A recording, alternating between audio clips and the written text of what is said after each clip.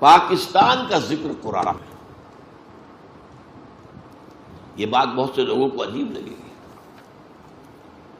پاکستان کا ذکر قرآن میں آج سے 1400 برس پہلے۔ اس کے ضمن میں پہلے تو آیت سن لیجئے، آیت نمبر 10 ہے یہ سورہ انبیاء کی۔ لقد انزلنا الیکم کتابا فیہ ذکرکم افلا تعقلون، دیکھو ہم نے تمہاری طرف ایک کتاب نازل کر دی ہے جس میں تمہارا ذکر ہے تاکہ تم عقل سے کام لو۔ اب یہاں اس آیت میں ذکر کے دونوں معنی ہو سکتے ہیں، ذکر ہمارے حالات کا بیان یا ذکر نصیحت، تمہارے حصے کی نصیحت۔ لیکن ایک عظیم حدیث میں آ کر بات جو ہے وہ طے ہو جاتی ہے، فیہ ذکر ما بعدکم وخبر ما قبلکم وحکم ما بینکم، اس میں تم سے پہلوں کا بھی ذکر ہے، تمہارے بعد کے حالات بھی ہیں، یہ آگے بعد کے حالات بھی، اور تمہارے مابین جو بھی کوئی اختلافات کبھی ہوں گے ان کا حکم اور ان کا حل موجود ہے۔ من قال بہ صدقہ، جو شخص اس قرآن کی بنیاد میں کوئی بات کہے گا وہ سچ کہا اس نے۔ ومن حکم بہ عدل، اور جو اس قرآن کے ذریعے فیصلہ کرے گا اس نے عدل کیا۔ ومن عمل بہ اجر، اور جس نے اس پر عمل کیا اس کو اجر مل کر رہے گا۔ ومن دعا الیہ فقد ہدی الی صراط مستقیم، جو اس قرآن کی طرف بلائے گا لوگوں کو اس کی ہدایت ہو گئی سیدھے راستے کی طرف۔ وَاذْكُرُوا إِذْ أَنْتُمْ قَلِيلٌ، یاد کرو ذرا جب تم ہندوستان میں، اب یہ میں ایڈ کر رہا ہوں، اقلیت میں تھے، ہندو 4 گنا زیادہ تعلیم یافتہ، سرمایہ دار، انگریز کے قریب، انگریز نے حکومت چھینی تھی مسلمان سے، مسلمان کو وہ سمجھتا تھا اس میں بغاوت کے جراثیم ہے۔ ہندو کے لیے کیا تھا؟ چینج آف ماسٹرز، پہلے مسلمانوں کے غلام تھے اب انگریزوں کے ہو گئے، ان کے لیے تو کوئی بڑی بات تھی نہیں۔ اس وقت جو خوف طاری تھا، وَاذْكُرُوا إِذْ أَنْتُمْ قَلِيلٌ مُسْتَضْعَفُونَ فِي الْأَرْضِ، زمین میں تمہیں دبا لیا گیا، ہندو غالب تھا۔ جو پروونسز جو تھے جہاں مسلمان اقلیت میں تھے وہاں تو ہندو غالب تھا، میجورٹی میں بھی تھا، میجورٹی کے صوبے جو ہے مسلمانوں کے، وہاں کے زمینداروں کی زمینیں ہندوؤں کے پاس رہن تھی، اور اگر کوٹا سسٹم نہ ہوتا تو یہاں تو مسلمان کو تعلیم یافتہ ہوتا ہی نہ، میڈیکل کالج میں کوئی مسلمان داخل ہو سکتا تھا، انجینئرنگ کالج میں کوئی مسلمان داخل ہو سکتا تھا، وہ تو کوٹا بنا دیا گیا ہے، اتنے % سیٹیں ملیں گی چاہے نمبر کم ہو۔ وَاذْكُرُوا إِذْ أَنْتُمْ قَلِيلٌ مُسْتَضْعَفُونَ فِي الْأَرْضِ تَخَافُونَ أَن يَتَخَطَّفَكُمُ النَّاسُ، اب یہ تھا مستقبل کا خوف، تمہیں اندیشہ تھا کہ تمہیں لوگ اچک کر لے جائیں گے، ہندو چھا جائے گا، ہندو ایکسپلائٹ کرے گا، ہندو تمہارا مذہب تبدیل کرے گا، ہندو تمہاری زبان ختم کر دے گا، ہندو تمہارا کلچر ختم کر دے گا۔ اس کے عزائم نہایت خوفناک تھے، نہایت خوفناک تھے، نہایت خوفناک تھے۔ یہ 16 اپریل 1946 کو تقریر کی تھی محمد علی جناح المعروف بقائد اعظم، یہاں آپ کے حبیبیہ ہال جو اسلامیہ کالج کا ہال ہے، خواتین کے اجتماع میں، جس میں انہوں نے کہا تھا اگر خدا نہ خواستہ خدا نہ خواستہ خدا نہ خواستہ ہم حصول پاکستان میں ناکام ہو گئے تو ہندوستان کی سرزمین سے اسلام اور مسلمانوں کا نام و نشان مٹ جائے گا۔ جو شخص ذرا بھی واقف ہے جناح کی شخصیت ہے وہ جانتا ہے وہ لفظوں سے کھیلنے والا نہیں تھا، وہ اوریٹر نہیں تھا، خطیب نہیں تھا، جوشیلا نہیں تھا، جذباتی نہیں تھا، تو بہت ٹھنڈا آدمی، وکیل تو بہت ٹھنڈا ہوتا ہے، ججی تو نہیں بات کرتا۔ تو تخافون ان یتخطفکم الناس فآواکم، تو اللہ نے تمہیں پناہ دی ہندوستان کے مشرق اور مغرب میں، دو ملک عطا کر دیے. آؤ. کم سے کم اس وقت کے ہندوستان میں جو مسلمان تھے ان میں سے 2/3 کو ہندو کے غلبے سے بچا لیا. 10 کروڑ کل آبادی تھی ہندوستان میں مسلمانوں کی اس وقت. اس میں سے 6.5 کروڑ یہ مشرقی پاکستان مغربی پاکستان میں آ رہے ہیں. ہندوستان میں رہ گئے 3-3.5 کروڑ. تو کم سے کم یہ تو بچ گئے نا. تو ان حالات میں اللہ اپنا احسان گنوا رہا ہے. فآواکم، تمہیں اللہ نے پناہ دی. وَأَيَّدَكُم بِنَصْرِهِ، اپنی تائید سے تمہاری نصرت خصوصی فرمائی.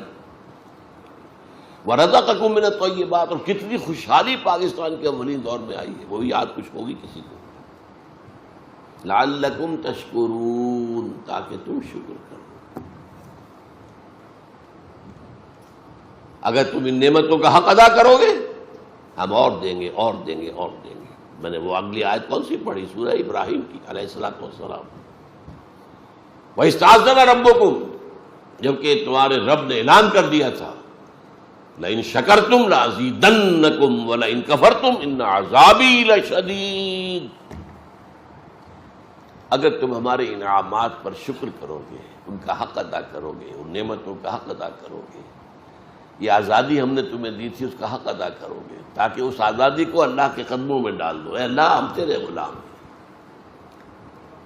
ہماری آزادی وہ نہیں ہے، مادر پدر آزادی نہیں ہے. ہم آزاد ہونا چاہتے تھے ہندو اور انگریز سے، تاکہ تیرے بندے بنے، تیرا دین قائم کرے. اگر یہ ہم کرتے لَأَزِيدَنَّكُمْ، میں اس آیت کی روح سے لازم سمجھتا ہوں کہ پاکستان بھارت کے اور علاقے فتح کرتا، کم سے کم کشمیر کا تو سوال ہی پیدا نہیں ہوتا، جانے دیتا. لیکن ہم نے پہلے روز سے ناشکری کی، اللہ کے دین کی طرف قدم نہیں بڑھایا. میں اس میں نہیں جانا چاہتا کون ذمہ دار ہے، پوری قوم ذمہ دار ہے. البتہ مختلف افراد کی اپنی اپنی جگہ اہمیت ہوتی ہے، اس کے اعتبار سے کسی کی ذمہ داری زیادہ ہے، کسی کی کم ہے. لیکن لعلکم تشکرون نہیں کرو گے تو عذاب.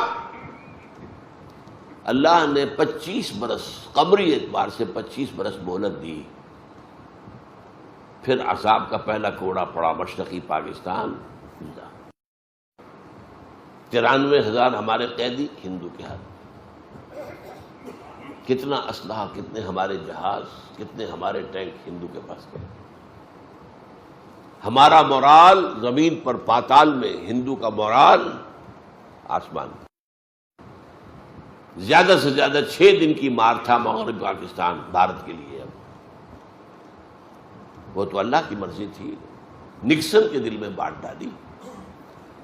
حدیث میں آیا ہے تمام انسانوں کے دل اللہ کی 2 انگلیوں کے مابین ہے، جدھر چاہتا ہے پھیر دیتا ہے. نکسن. اندرا گاندھی مرتے دم تک شکایت کرتی رہی، pro Pakistan tilt of Nixon administration. اس نے کوسیجن سے بات کی ہاٹ لائن پر، بند کرواؤ جنگ. اور کوسیجن نے حکم دیا اندرا گاندھی کو یونیلیٹرل سیز فائر، یک طرفہ جنگ بندی بھارت نے اعلان کیا. ورنہ ہمارا سیالکوٹ سیکٹر ٹوٹ چکا تھا، بڑھ رہا تھا بھارت. راجستھان سیکٹر ٹوٹ چکا تھا، بھارت تیزی سے بڑھ رہا تھا. لے دے کے جنرل ٹکا خان موجود تھے صرف، اور یہ سلیمان کی میں ٹاسک فورس لے کر بیٹھے ہوئے تھے. صرف ایئر فورس ہماری پیرالائز کر دی تھی بھارت نے، جبکہ 1965 کی جنگ ہم نے ایئر فورس کی وجہ سے جیتی تھی. لیکن 71 میں آ کر روس نے ان سے ایسے ہیلی کاپٹر دے دیے تھے جن کے اندر کہ وہ ایواکس لگے ہوئے تھے، ذرا سا بھی ہمارا جہاز حرکت کرتا تھا انہیں پتہ چل جاتا تھا. اور ہماری بیچاری کیا، ہماری نیوی ہے ہی کیا، بھارت کے مقابلے تو کوئی حیثیت ہے ہی نہیں اس کی. ہماری بیچاری نیوی، اس کو آ کر وہ کیماڑی میں مار کر گئے ہیں، یہ بھی یاد ہے کہ نہیں. بہرحال یہ پہلا کوڑا تھا کہ دوسرا اور بڑا کوڑا تنا ہوا ہے. یہ دوسری بات ہے، معجزہ ہو جائے، اللہ اس قوم کے دلوں کو بدل دے. جس میں توبہ، حقیقی توبہ پیدا ہو جائے، اللہ کی طرف رجوع پیدا ہو جائے، خشوع اور خضوع ہو جائے، ایک عوامی سطح پر عزم مصمم پیدا ہو جائے، اسلام کے لیے جینا ہے، اسلام کے لیے مرنا ہے، اور تن من دھن اسلام پر نچھاور کر دینا ہے۔ کوئی عجب نہیں، قوم یونس پر بھی عذاب کے آثار آ چکے تھے، اس کے بعد توبہ کی قوم نے، تو اللہ نے عذاب واپس لے لیا۔ یہ ایک ہی مرتبہ ہوا، تاریخ میں ہوا ہے، اس کا بھی ایک خاص سبب تھا، وہ میں بیان نہیں کر سکتا اس وقت۔ آگے چلیے، کس قدر پیارے الفاظ ہیں یہ، یا ایھا الذین آمنوا لا تخونوا اللہ والرسول، دیکھو اے مسلمانوں، اللہ اور اس کے رسول سے خیانت مت کرو، یہ امانت ہے اللہ اور اس کے رسول کی تمہارے پاس، تم نے دعائیں مانگ مانگ کر یہ ملک لیا تھا،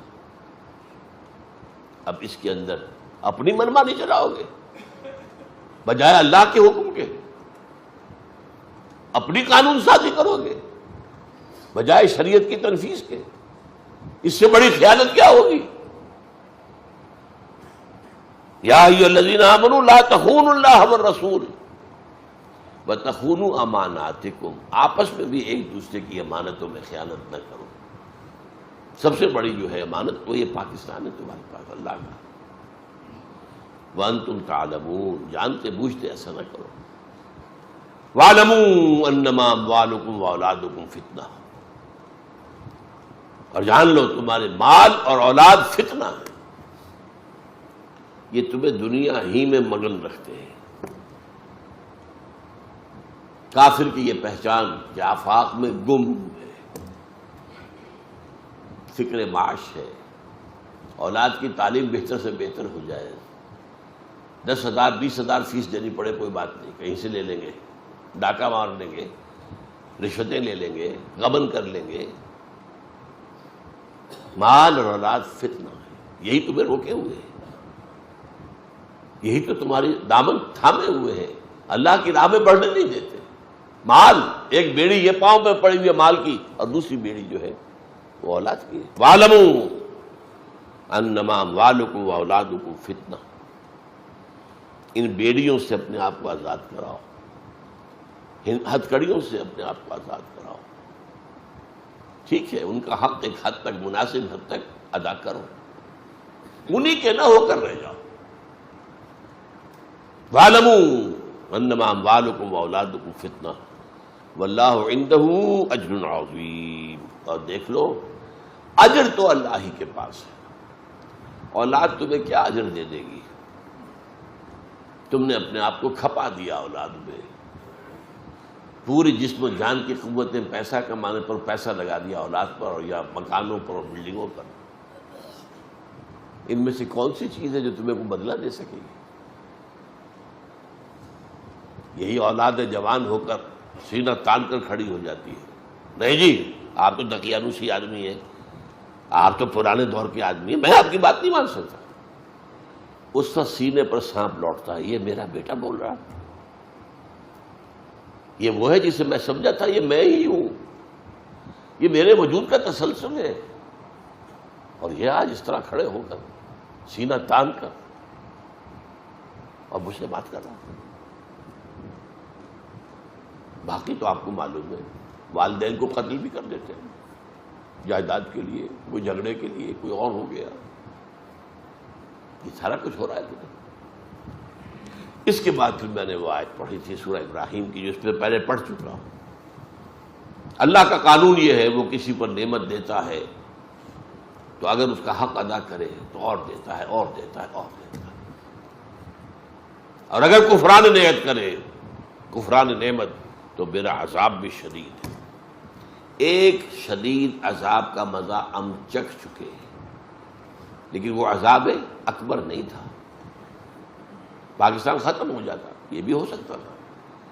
میں نے تو ابھی آپ سے کہا، میں ڈنکے کی چوٹ کہہ رہا ہوں، 71 میں صرف 6 دن کی مار تھا Pakistan Bharat. It could have vanished from the map of the world right in 1971۔ یہ اللہ نے مزید مہلت دی ہے، مزید مہلت دی، مزید مہلت دی۔ اور مہلت کن کے ذریعے سے دلوائی ہے؟ ہمارا زور چلتا تھا نکسن پر، کوئی ہمارا زور چلتا تھا کوسیجن کے اوپر، اور اندرا گاندھی تو فاتح تھی، وہ ہماری بات سننے والی کہاں تھی؟ اس نے تو بڑے فخر سے کہا تھا ہم نے نظریہ پاکستان، دو قومی نظریے کو خلیج بنگال میں غرق کر دیا ہے۔ کہاں گیا تمہارا دو قومی نظریہ؟ کیوں علیحدہ ہو گیا مشرقی پاکستان اگر تم ایک قوم تھے؟ اور ہم نے اپنی 1000 سالہ غلامی کا بدلہ چکا لیا مسلمانوں سے۔ یہ اس کی فاتحانہ شان تھی اندرا گاندھی کی۔ تو اگر تم کفران نعمت کرو گے تو پھر میرا عذاب بھی بہت سخت ہے، پھر اس کے لیے تیار ہو۔ اور وہ عذاب کیا ہے؟ وَاتَّقُوا فِتْنَةً لَا تُصِيبَنَّ الَّذِينَ ظَلَمُوا مِنْكُمْ خَاصَّةً۔ وہ جب آئے گا، عوامی عذاب جب آتا ہے تو وہ پھر فرق نہیں کرتا۔ آخرت میں جو عذاب ہوگا وہ انڈیویجول بیسس پر ہوگا۔ آپ کا حساب کتاب یہ ہے انڈیویجول، کلہم آتی ہے یوم القیامت فردا۔ وہاں قومی سطح کا حساب نہیں ہے، قومی سطح کا حساب یہاں ہوتا ہے، اور یہاں پر پوری قوم پکڑی جاتی ہے۔ جیسے کہ میں اسپانیہ کی مثال دے چکا، ان تتولوا یستبدل قوم غیرکم ثم لا یکونوا امثالکم۔